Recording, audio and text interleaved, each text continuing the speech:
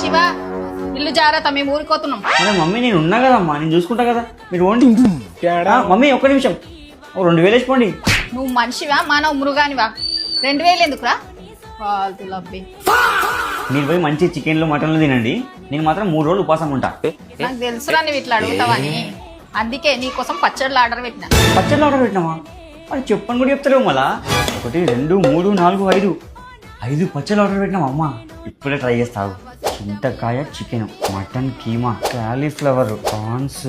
ఏందిరా లబ్బే ఎట్లున్నాయి పచ్చళ్ళు?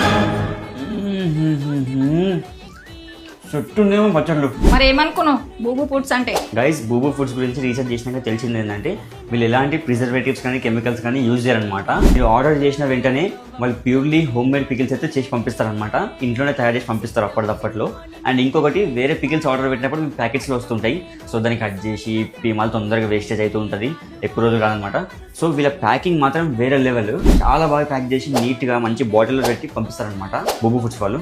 సో గైస్ మీకు కూడా బూబు ఫుడ్స్ వాళ్ళ పికిల్స్ కావాలనుకుంటే వాళ్ళ ఇన్స్టాగ్రామ్ పేజ్ అయితే మెన్షన్ చేస్తాను, అండ్ బయోలో కూడా మెన్షన్ చేస్తాను.